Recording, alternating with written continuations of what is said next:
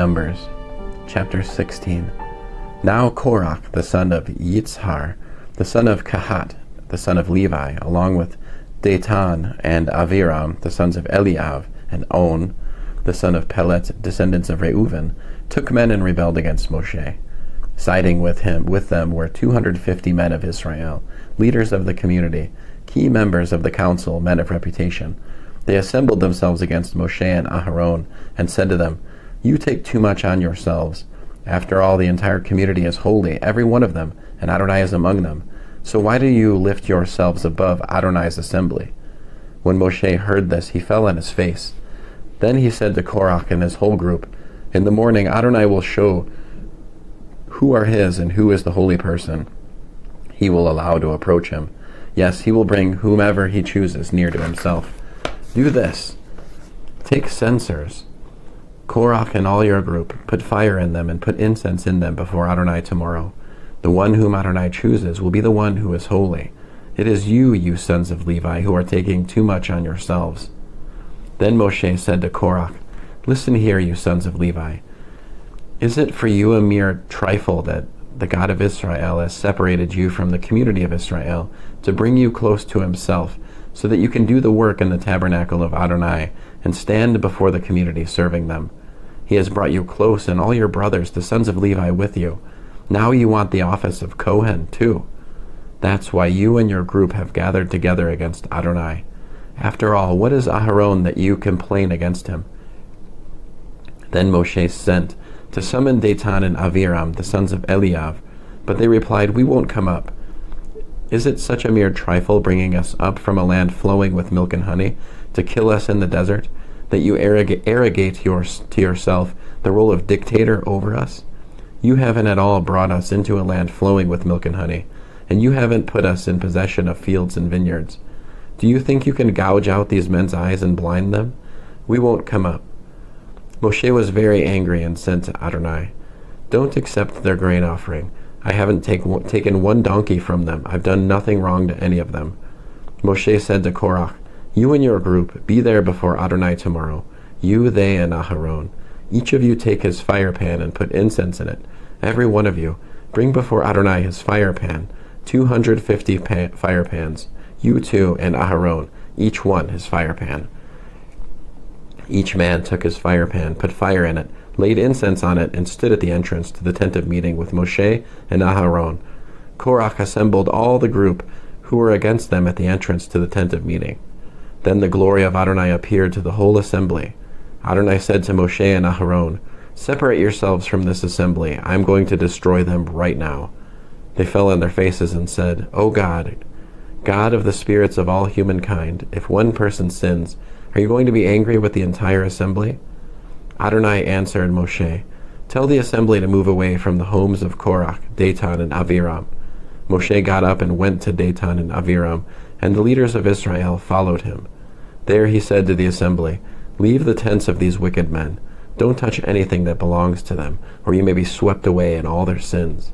So they moved away from all around the area where Korach, Datan, and Aviram lived. Then Datan and Aviram came out and stood at the entrance to their tents with their wives, sons, and little ones. Moshe said, "Here is how you will know that Adonai has sent me to do all these things, and that I haven't done them out of my own ambition. If these men die a natural death like other people, only sharing the fate common to all humanity, then Adonai has not sent me. But if Adonai does something new, if the ground opens up and swallows them with everything they own, and they go down alive to Sheol, then you will understand that these men have had contempt for Adonai." The moment he finished speaking, the ground under them split apart. The earth opened its mouth and swallowed them up with their households, all the people who had sided with Korach, and everything they owned.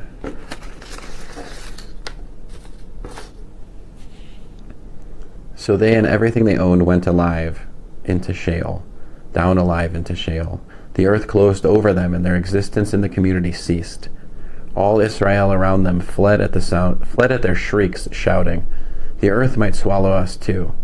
Then fire came out from Adonai and destroyed the 250 men who had offered the incense. End of Numbers chapter 16. Numbers chapter 17. Adonai said to Moshe, "Tell Eleazar the son of Aharon the Kohen to remove the fire pans from the fire, and scatter the smoldering coals at a distance, because they have become holy. Also the fire pans of these men whose sin cost them their lives have become holy, because they were offered before Adonai. Therefore have them hammered into plates to cover the altar. This will be a sign for the people of Israel." Eleazar the Kohen took the brass fire pans which the men who had been burned to death had offered, and they hammered them into a covering for the altar, to remind the people of Israel that an ordinary person, not descended from Aharon, is not to approach and burn incense before Adonai, if he wants to avoid the fate of Korach and his group, as Adonai had said to him through Moshe. But the very next day the whole community of the people of Israel complained against Moshe and Aharon, "You have killed Adonai's people." However, as the community was assembling against Moshe and Aharon, they looked in the direction of the tent of meeting, and saw the cloud cover it and the glory of Adonai appear. Moshe and Aharon came to the front of the tent of meeting. Adonai said to Moshe, "Get away from this assembly, and I will destroy them at once." But they fell on their faces. Moshe said to Aharon, "Take your fire pan, put fire from the altar in it, lay incense on it, and hurry with it to the assembly to make atonement for them, because anger has gone out from Adonai, and the plague has already begun." Aharon took it, as Moshe had said, and ran into the middle of the assembly. There the plague had already begun among the people, but he added the incense and made atonement for the people. He stood between the dead and the living, and the plague was stopped. Those dying from the plague numbered 14,700, besides those who died in the Korach incident. Aharon returned to Moshe at the entrance to the tent of meeting, and the plague was stopped. Adonai said to Moshe, "Speak to the people of Israel and take from them staffs, one for each ancestral tribe. From each leader of a tribe, 12 staffs. Write each man's name on his staff, and write Aharon's name on the staff of Levi. For each tribe's leader is to have one staff. Put them in the tent of meeting in front of the testimony, where I meet with you. The staff of the man I am going to choose will sprout buds. In this way I will put a stop to the complaints the people of Israel keep making against you." Moshe spoke to the people of Israel, and all their leaders gave him staffs, one for each leader, according to their ancestral tribes, 12 staffs. Aharon's staff was among their staffs. Moshe put the staffs before Adonai in the tent of the testimony. The next day Moshe went into the tent of the testimony, and there he saw that Aharon's staff for the house of Levi had budded. It had sprouted not only buds but flowers and ripe almonds as well. Moshe brought out all the staffs from before Adonai to all the people of Israel, and they looked, and each man took back his staff. Adonai said to Moshe, "Return Aharon's staff to its place in front of the testimony. It is to be kept there as a sign to the rebels, so that they will stop grumbling against me and thus not die." Moshe did this. He did as Adonai had ordered him. But the people of Israel said to Moshe, "Oh no, we're dead men, lost. We're all lost. Whenever anyone approaches the tabernacle of Adonai, he dies. Will we all perish?" End of Numbers chapter 17. Numbers chapter 18. Adonai said to Aharon, "You, your sons, and your father's family line will be responsible for anything that goes wrong in the sanctuary. You and your sons with you will be responsible for anything wrong in your service as Kohanim. But you are to bring your kinsmen, the tribe of Levi, along with yourselves, to work together with you and to help you. You and your sons with you, when you are there before the tent of meeting. They are to be at your disposal and perform all kinds of tasks related to the tent. Only they are not to come near the holy furnishings or the altar, so that neither they nor you will die. They will work together with you in your duties related to the tent of meeting, whatever the service in the tent may be. But an unauthorized person is not to come near you. You will take charge of all the holy things and the altar, so that there will no longer be anger against the people of Israel. I myself have taken your kinsmen the Levi'im from among the people of Israel. They have been given as a gift to Adonai for you, so that you can perform the service in the tent of meeting. You and your sons with you will exercise your prerogatives and duties as Kohanim in regard to everything having to do with the altar and within the curtain. I entrust the service required of Kohanim to you. The unauthorized person who tries to perform it is to be put to death." Adonai said to Aharon, I myself have put you in charge of the contributions given to me. Everything consecrated by the people of Israel I have given and set aside for you and your sons. This is a perpetual law. Here is what is to be yours of the especially holy things taken from the fire. Every offering they make, that is, every grain offering, sin offering, and guilt offering of theirs, that they turn over to me, will be especially holy for you and your sons. You are to eat it in an especially holy place.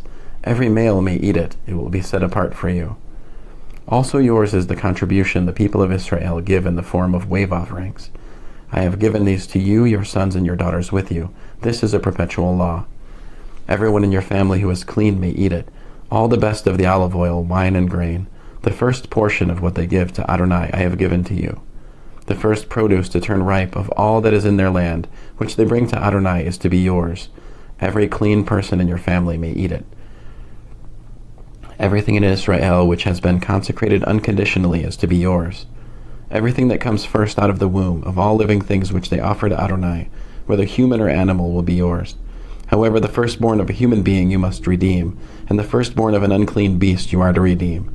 The sum to be paid for redeeming anyone a month old or over is to be 5 shekels of silver, 2 ounces, as you value it, using the sanctuary shekel. This is the same as 20 gerahs. But the firstborn of an ox, sheep, or goat you are not to redeem. They are holy. You are to splash their blood against the altar, and make their fat go up in smoke as an offering made by fire, as a fragrant aroma for Adonai. Their meat will be yours, like the breast that is waved and the right thigh, they will be yours. All the contributions of holy things which the people of Israel offer to Adonai I have given to you, your sons, and your daughters with you. This is a perpetual law, an eternal covenant of salt before Adonai for you and your descendants with you. Adonai said to Aharon, you are not to have any inheritance or portion in their land. I am your portion and inheritance among the people of Israel.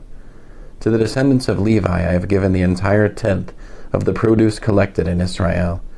It is their inheritance in payment for the service they render in the tent of meeting.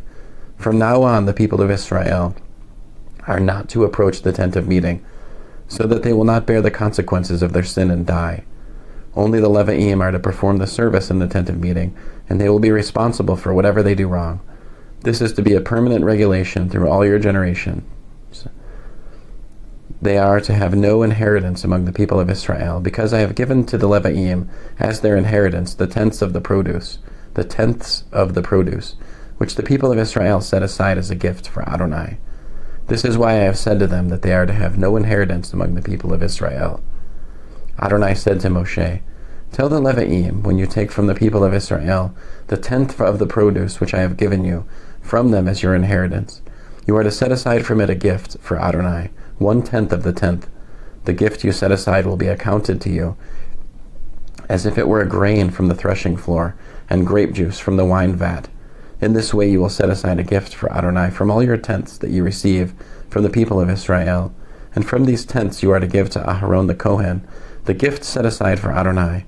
From everything given to you, you are to set aside all that is due Adonai, the best part of it, its holy portion. Therefore you are to tell them, when you set aside from it its best part, it will be accounted to the Levi'im as if it were grain from the threshing floor and grape juice from the wine vat. You may eat it anywhere, you and your households, because it is your payment in return for your service in the tent of meeting. Moreover, because you will have set aside from it its best parts, you will not be committing any sin because of it, for you are not to profane the holy things of the people of Israel, or you will die. End of Numbers, chapter 18.